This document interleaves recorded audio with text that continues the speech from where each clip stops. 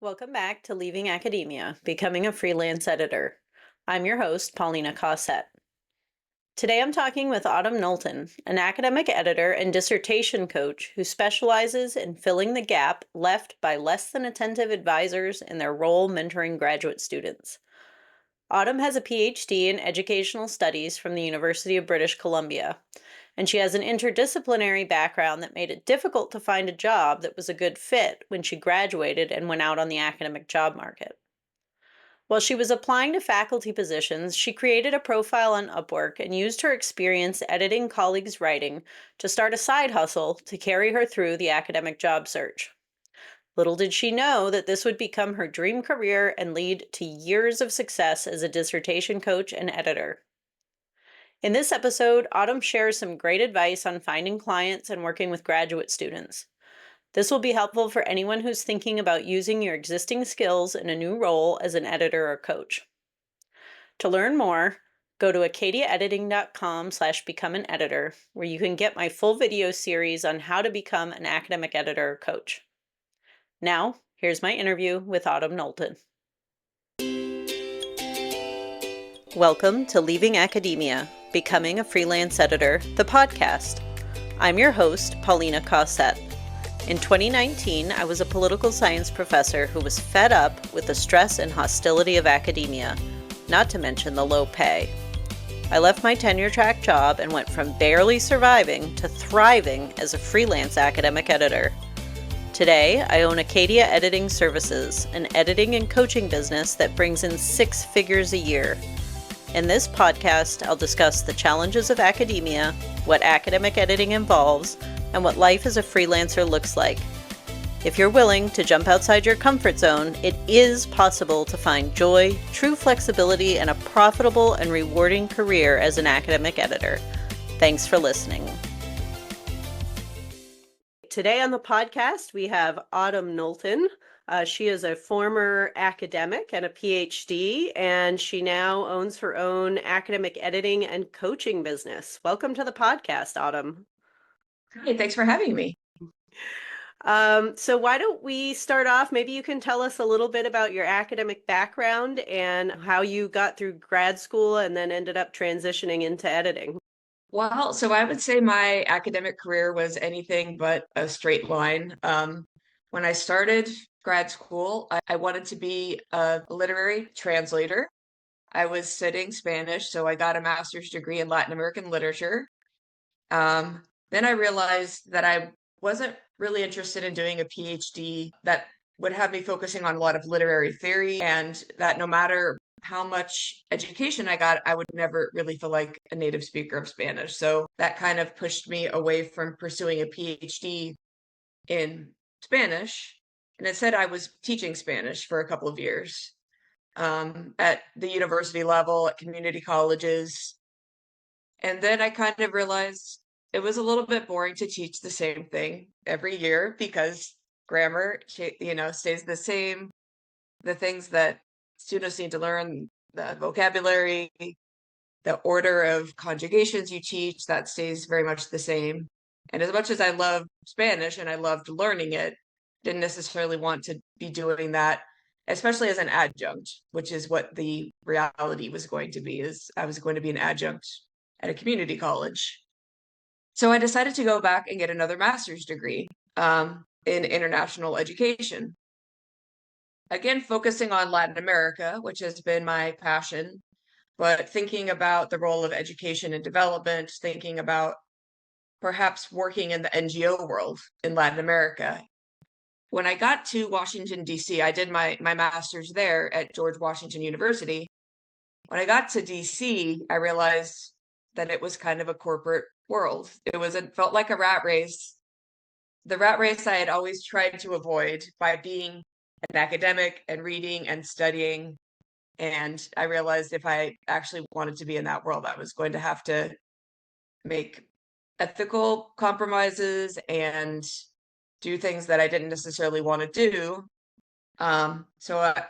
When I was there, I had an internship at an indigenous rights organization, and I took that opportunity to go to Guatemala and work with indigenous communities. So out of all of that, I ended up doing a PhD in educational studies at the University of British Columbia. I'm from the US, I'm from Seattle, but they had a great Indigenous education program at the University of British Columbia. And I thought, here's a chance for me to actually learn from Indigenous scholars, find out more about different educational models. And they offered a very generous fellowship, which, as many of us know, it's not that easy to find in the US for a PhD. So I got a 4-year fellowship and started living in Canada, ended up doing several trips to Guatemala to do my research. And then when I came back, even though I'm not a sociologist, I was teaching sociology classes at UBC. 6 years later, I finished my PhD, and I always thought it would be a positive thing that I have this very diverse background, that I'm fluent in Spanish, that I have traveled a lot, that my degree's in education, but I'm very comfortable doing social sciences research. So when I put all that together and I was trying to find an academic job, turned out to be quite difficult because I was not a sociologist, I was not an anthropologist, I was not a political scientist. All of these things that I thought were no-brainers were positive aspects of my academic training and career, made it very difficult for me to get a professor position or a postdoc because I was not quite specialized and grounded enough in one thing. So when I graduated, I had that experience myself, that slump when you finish and you wonder what your identity is. And I work with clients regularly on that same issue of who are you without grad school and who are you without academia? Because you have to have such a one track mind when you're doing your dissertation to get it done in an unhealthy way, I would say, for the most part. It's not a healthy, balanced relationship where you take care of your mental and physical health. Or, okay, put my head down, get this done, and then I will deal with the pieces of my life when I lift my head and I have my degree. So did you have an academic job before you became an editor? I only had those sessional instructor positions at UBC. Mhm. And I had those years of teaching Spanish as well. So I didn't have a job lined up. I was applying for them. I was even applying for positions as being an advisor, other things, and had, interviews, went to a campus visit, was exploring those options. But the number of rejections I got was very discouraging, and it's hard to feel like that's really the direction you should be going in when what you hear so often is no. If those institutions don't see the value I offer, if they don't see the potential I have to grow different kinds of programs or to even reach Spanish speaking students in their institutions, for example, by having faculty members that can communicate with them and offer them career counseling in all these different areas, it felt like, okay, well, if you don't want me, then let me just refigure everything out so that I can figure out what do I do with all of these skills and all this knowledge that I just gained. I went through 6 years doing my PhD and I had my 2 masters before that. I had years of reading and studying. So that's what really led me to think, okay, at least in the meantime, what can I do that's going to take advantage of all these skills that I've just been acquiring? So I started simply by going on Upwork and looking for editor positions, helping people with individual projects. I worked with some of my colleagues at the University of British Columbia. I had enough of a network that I I could start to build up a clientele. And since I was unemployed, everything was gravy. I wasn't turning down a job. I still was applying for jobs thinking maybe something will come through, but I was building from zero, so everything felt like a net gain and it felt like validation from the beginning that yes, these skills are important. People and the more I work as an editor, the more I realize people really need editors.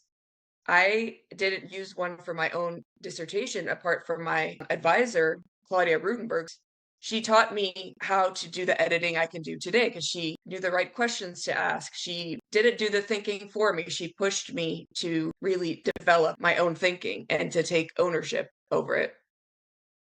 So I realized there was a lot that I could do helping students. And my first major gig actually was helping an author on her book. She was writing an international and comparative education book that was part memoir and part research on education in different countries and part takeaways for parents called World Class. So I did a lot of work with her, and I got to bring in my research skills. And her work is all in Asia. One thing I've always loved about doing this work is I love to learn, any excuse to learn more things that I wouldn't go out of my way to learn. So I was learning about the education system in China, in Japan. Those things just excite me. They just interest me. And it feels like a bonus part of my job that I get to be reading. I don't have to be digging through all the research. I can just be reading this cool research that's going on and understanding the world. So she was my first official client on Upwork. And then I had clients through the PhD program at the University of British Columbia. Once I kind of was on that site and started to get some credibility, I was able to build a business.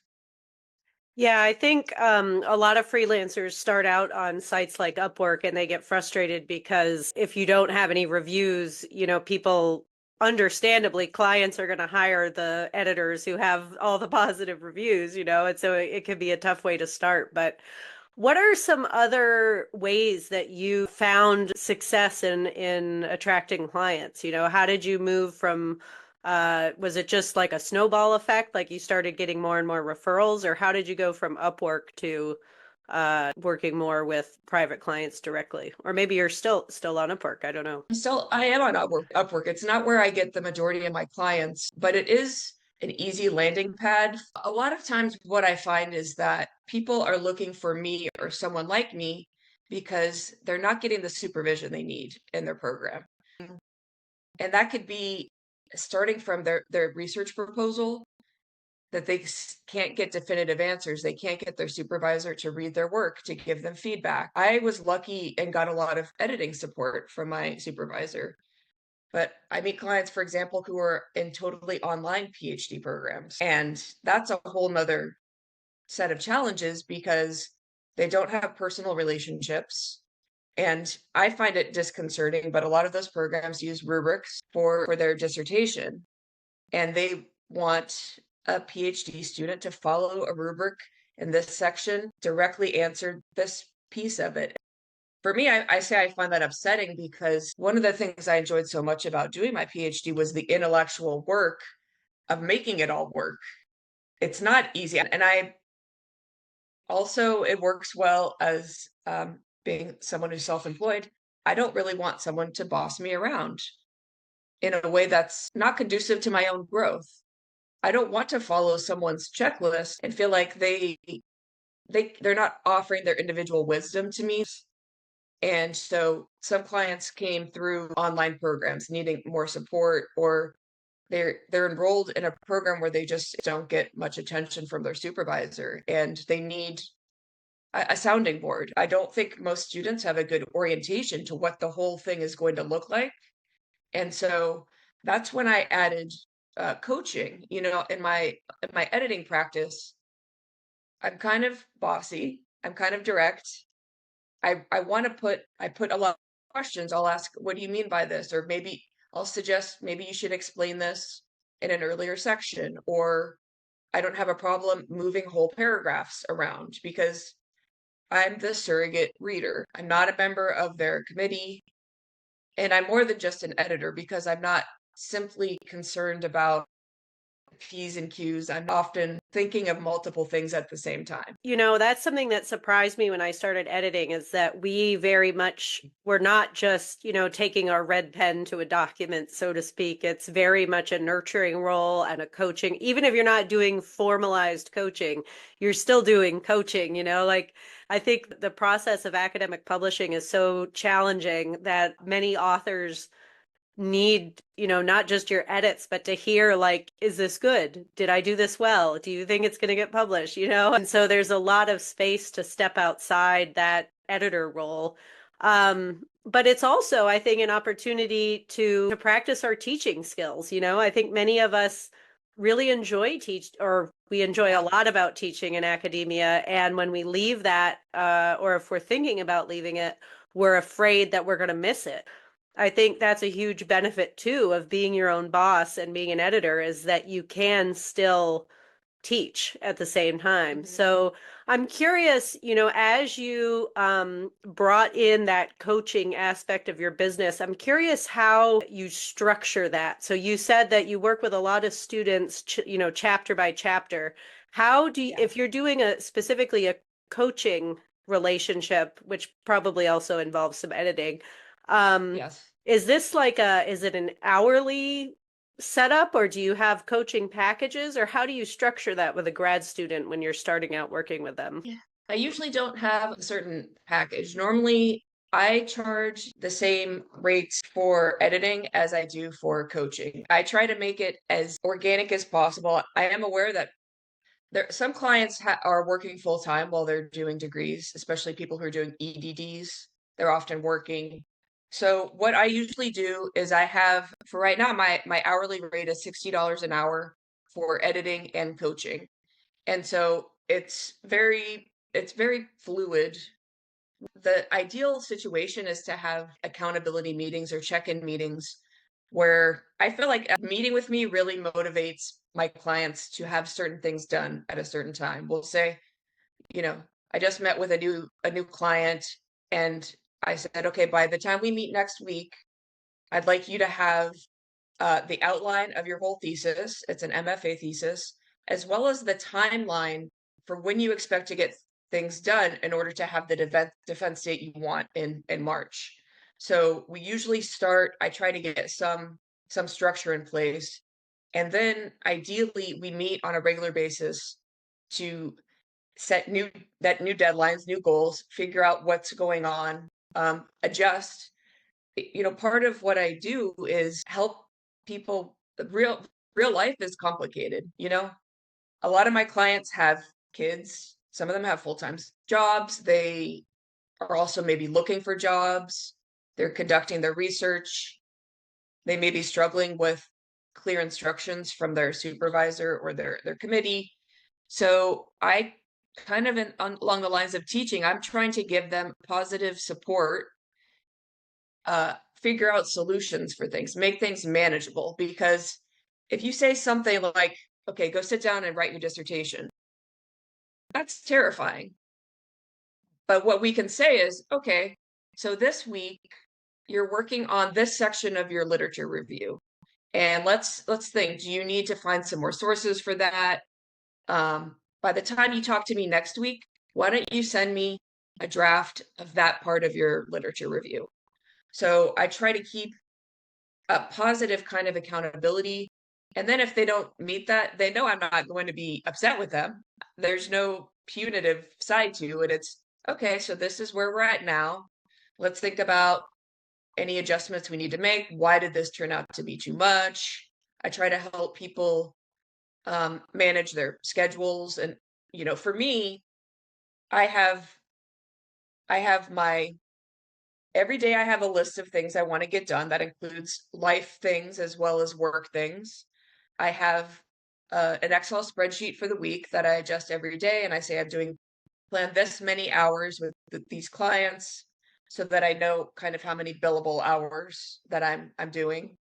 And then I also have the individual spreadsheets for each client to keep track of everything for billing. So, and in my phone, I have, you know, my actual appointments. So I try to get my clients to adopt as many ways as possible to keep track of things because I think there's so much fear about deadlines and meeting them. And this is part of where um, one of the roles I feel like I fulfill is helping my clients transition from being graduate students to being junior scholars. Well, and you're in a lot of ways you're acting as their supervisor, right? Or doing what their supervisor should be doing, but maybe doesn't Yeah. have the time or less generously the interest, in doing it. So I think, yeah, I mean, from the student perspective, I think obviously that's super helpful because, like you said, it's not just that you're showing them every step and what to do and how to do it, but you're also being that non-judgmental person, right? Like you said, they don't want to go to their supervisor for help sometimes because they're worried that they'll be judged or the supervisor will get mad at them or whatever the case may be. Um, and I think, what I'm hearing in your descriptions is that everything that you're doing as a coach is drawing on your own experience as a graduate student and a teacher, right? And Mhm. that way that we as faculty supervise student research or teach courses or do our own research and just publishing and dissertation and all that. We already have the knowledge and the skills to take this into a freelance or business role. It's just sort of changing how we think about it, right? Changing the context in which we're practicing those skills and then learning some things like how to market ourselves and create a website and stuff, which is not that difficult once you get the hang of it. But um I'm curious to know what you would say to somebody who's thinking about, like, say they're unhappy in academia, or maybe they want to pick up some coaching hours as, a side hustle or something like that. What would you say to somebody who is interested in this or curious about it, but they're scared to take the leap? So someone who might be in academia and worried about, Yeah, maybe they're like in a situation you were in, which I have students in my course who were, they've been adjuncting for years and they yeah. just don't know how to find their way out and they're miserable. And what's your, because I talk about it to my students all the time, but I'm always curious to hear other perspectives about what would you say to somebody who's just nervous about taking that leap? I mean, I think one of the most important pieces that I've found, and it wasn't something that I started doing consciously, but what I found is that we all have these networks. If we have been in academia in any capacity, we all have these networks of people who are working on all different kinds of projects at all different stages of their careers. I have worked on the book of my committee member, like helping her edit her book. A lot of academics are so overworked, they really need a supportive editing voice. So I would say there's a couple different things here. One, you could focus specifically on grad students because I would say that's one set of skills that I have is working with grad students on dissertations. And you can do that, for example, if you're at an institution, you can start pursuing that through Upwork or going to other institutions, right? It would be unethical to do that at your own institution. I think you don't want to have any blurry boundaries about some students at your institution getting extra editing, even if you know they're paying for it. But going to other institutions, I've done some of that kind of work at the Comparative and International Education Society meeting, for example. If you're trying to branch out, going to those associations where you're going to meet a combination of graduate students and junior and senior scholars. And part of it is, I think, having a LinkedIn profile that perhaps in one moment is aspirational. Perhaps when you write it down, it's aspirational that this is what you want to do is be an editor, but figuring out ways to connect with people and take those steps. When you're talking about going to these conferences, do you mean you're going to panels and like handing out your business card and introducing yourself, or how are you doing that sort of networking? You can do, yeah, there's a couple different ways. One is to kind of introduce yourself to people as they're milling around, going, there's always receptions and things like that. And they're also like in CIES, the organization I'm a part of, they also have sessions that are specifically for new scholars. So you could also get on panels. Think of yourself as being a member of a panel, So there's a couple different ways to do it. Depends on your personality type. That's a But great idea because, and I want to come back to the point you made about LinkedIn too, because some of the things I've noticed talking with the students in my courses, they feel very icky about, being a salesperson. I think that's one of the right. challenges that people have is they don't want to sell their product, And Yeah. maybe like what your suggestion of serving on a panel, or, offering to do a roundtable or something like that on careers or whatever, that conferences have all the time. That's another way to think about it, is that you're not a salesperson, you're not a used Yeah. car salesperson. You're going out there and you're networking and you're helping people and giving advice, which I always found really helpful as a grad student, seeing what those different options are. Um, Mhm. yeah, and I think on LinkedIn too, I've suggested that, and people feel strange about sending connection requests. I always say it's not Facebook. It's not like you're on your personal profile, it's Yeah. just a virtual form of networking. Well, and even on LinkedIn, when I have like an interesting story or lesson to share, sharing it on LinkedIn, I get hundreds of people viewing my something that I posted on LinkedIn, you know? People pay attention to what you're saying. So there's a lot of ways to get your message heard. Another is to really you can have a very simple website as another way of uh, building up your credibility and of making it clear that you're a legitimate presence in this field, you know? Because I think that's part of it. No one ever handed me a certificate and said, "Hey, you're an editor now," or "Hey, you're a dissertation coach now." It didn't happen that way. So doing the things that are part of your own professional identity are important. Like for me, creating that website or deciding to put some posts on LinkedIn that are supportive, and those posts directly remind clients I've already had of me, get me new clients. They just want people are looking for someone accessible, someone that is offering them some useful ideas, and I know that a lot of dissertation coaching services are quite expensive from what people have told me.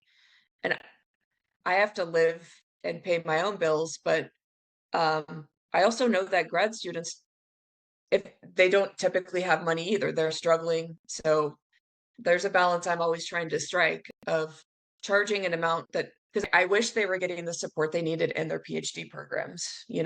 Like this is extra money that they are spending to get editing or coaching, you know. That's yes, I would not have a job if things were going better, but I feel bad that they're paying extra money on top of the money they already pay. Maybe there are people out there who would disagree with this, but I charge different rates to grad students versus especially faculty who have research Yeah, funds. Like if you have an yeah, account with thousands and thousands of dollars for your research funds, for me it's fair to charge a slightly higher rate to those folks so that you can actually help and make it affordable for grad students and others. But yeah, I think, that's something too that I love to see people who were in academia who have graduate degrees, going into editing, because I think you have just so much to offer, not just in terms of your knowledge of writing and how to get published, but the empathy that you can give to clients, understanding how, you've been there, how hard it is, whether you're publishing a journal article or a dissertation, you've been there and you get it. Um, and I think in academia, like we were saying earlier in the conversation, you're always told, um, that you're doing a terrible job, or it's like everything that you're doing is you get criticism for it. And yeah, I think that causes us to seriously doubt ourselves, our self-esteem takes a hit and we feel like we yeah. don't have anything to offer. And I think that ties into your point about just posting something on LinkedIn, just make the website, because if you really think back to what it was like to be a grad student, you really were clueless because graduate Mhm. programs are terrible at, they don't teach us how to write a dissertation. They don't teach us how to teach. They just teach us the substantive stuff, but not the actual skills. And so if you do have that teaching and publishing experience, you do know so much more than other people out there. Yeah. And if you just click post that first time, just share a story, just post Mhm. a tip, how do you beat writer's block? How do you draft an introduction? Whatever it is that you want to talk about, it Yeah. gets easier and easier over time to share that advice. And you realize how much knowledge you really do have relative to other people who don't have that experience. One thing I also want to mention, which is a concern I have, which is that I feel like no one is training faculty members to be advisors, to do this work. And I've often thought if there was a way that I could bring that into my own business as well, because I feel like being a supervisor, it's one of the many jobs that a faculty member has. They're supervising graduate level work, and some of them are supervising many projects at the same time. And I don't think they have the editing background, because I would say all of the editing skills that I have and my knowledge of how the process is going to go, the different steps, from the research proposal to ethics approval, all of the different things that I know, all those things are really important to convey to students. And I don't know that supervisors skilled or trained to do that kind of work. As a faculty member for your research, your teaching possibly is a priority, but possibly it's not, depending on the field you're in. Your teaching skills might not even be that valued. It's about your publication record and your grants and things like that. And so I feel like supervising often is the very bottom of the list. And no one's making sure you know how to supervise once you get hired as an assistant professor. And I've often thought, is there a way in my own business model that I could work with those faculty members just to help them with the editing skills that they can use to apply to all of their students? And because I feel like students get short shrift on that part of the whole package that they're expecting when they sign up to do a PhD. It's a lot. A professor is expected to do and be a lot of things at once. Yeah, that's interesting. There's somebody on Instagram who she's the only person I've seen who does this, but she does I guess it's essentially PR for faculty. Like she helps them design their website and she says, Mm, in this new world, you have to be able to advertise yourself even as a faculty member. And so she helps them strategize with how do you create a brand essentially as a professor. So yeah, I wonder, you could essentially be a coach to faculty to make them more effective supervisors. And maybe they could use like professional development funds or something for that. I think there would be a lot of people who would find that helpful. And, that's the beautiful thing I think about freelancing is that you can be going along for years as an editor and then you think, you know what? I really miss teaching. I want to get into dissertation coaching. This is what I'm passionate about. So I'm going to craft an offer, and start communicating with grad students and get into that. And then you have this idea where you see people really need help with this other thing. I'm going to come up with a plan and connect with them and figure yeah. out how to help them.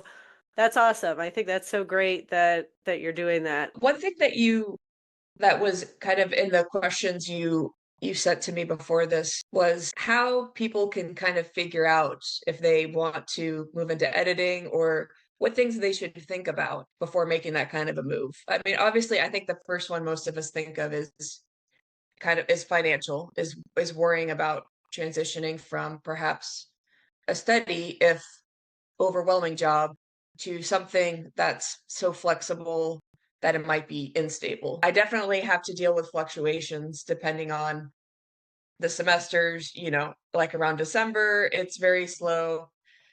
I do try to have other kinds of clients as well. That's one thing that I've learned is I have some nonfiction authors that I work with.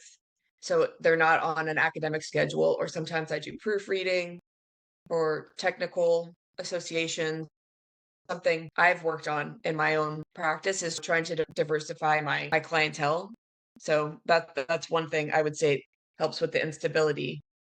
But I think some things to ask to know if editing might be the right path for you are how do you thrive in terms of your work? What kind of environment helps you thrive? And for some people, the stability is the thing that helps them thrive. The routine, the I need to be at this place at this time every day. For other people like me, I really enjoy the flexibility of, okay, I am going to do other things in the first part of my day, but I'm comfortable working into the evening, editing and doing my work in the evening. I don't need a 9 to 5 schedule, and I don't like to have the same kinds of exact tasks or things every day. I also, besides different levels of editing and coaching, I help people with their resumes, with their cover letters when they're applying for jobs, with their journal articles, book manuscripts. A lot of this comes from having repeat clients. If you work with them through their PhD program, then when they're doing other things, when they're a faculty member later, they think of you as their editor. So for me, I really enjoy having that kind of variety and having those ongoing relationships with people where I'm kind of tracing their career as they're going along. They're going off and doing these things and getting grants. Maybe they need some support for their grant writing. And these are not things that I trained for, but by the nature of having a relationship with them and them trusting me as an editor and as a researcher, I get to build up my own skill set and think about things differently and not do the same kind of work every day. So I think for people thinking about editing or some kind of freelance work, it's good for them to think what role they want work to play in their day so that they have a good day. Is it structured? Is it piecemeal? Do they want to do different things? Do they like, for me, like I love learning, reading different things as I'm helping people. So that's what I would ask people to consider. Yeah, I think that's one of the biggest concerns I've heard from faculty who are, they're very unhappy in academia, but they're terrified that if they leave, they're going to lose that flexibility. Like there's this idea that the only alternative is a 9 to 5 job. And I would Right. say you can't get more flexible than owning your own business, like you can literally work in the middle of the night if you want, or, I'm a morning person, so I get up at 4 a.m. because I have 2 little kids and the house is quiet and I have my cup of coffee and my editing project, and it's like it's heaven because it's just peaceful and quiet and I can focus and it's great. So yeah, that's a great point that you really have total flexibility however you want, wherever you want to work, whenever you want to work. So Mhm. yeah, thanks for sharing that. So if people want to work with you, where can they find you? How should they get in touch? Well, so the name of my business is Revisions. There's a parentheses around the because in the process of doing revisions, you're constantly revisioning what you are writing. I tried to be a little bit philosophical with that. But my website is Autumn Revisions. So that's where you can go. You can also look me up on LinkedIn, Autumn Knowlton, and I'm happy to connect with anybody. I don't, we don't have to know each other already for you to check out my LinkedIn profile, see what I have put up there, some of my comments, see the kinds of people that I associate with, because I think LinkedIn also does show that. Yeah, I mean, I'm always taking new clients and I really love that organic process of meeting someone. They're telling me their story. This is where I'm at in my journey.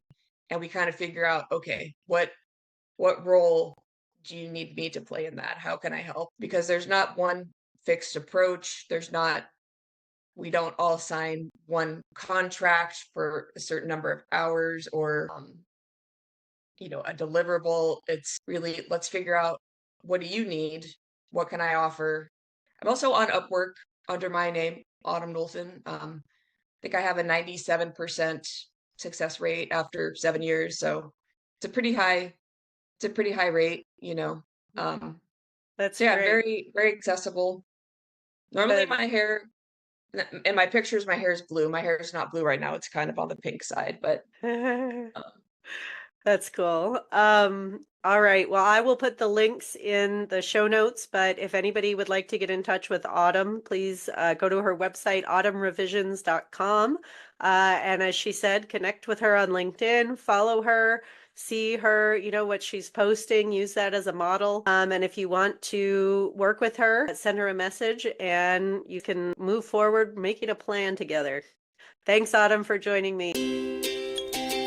If you're unhappy in academia and you think you might be a good editor or writing coach, check out my course, Becoming an Academic Editor.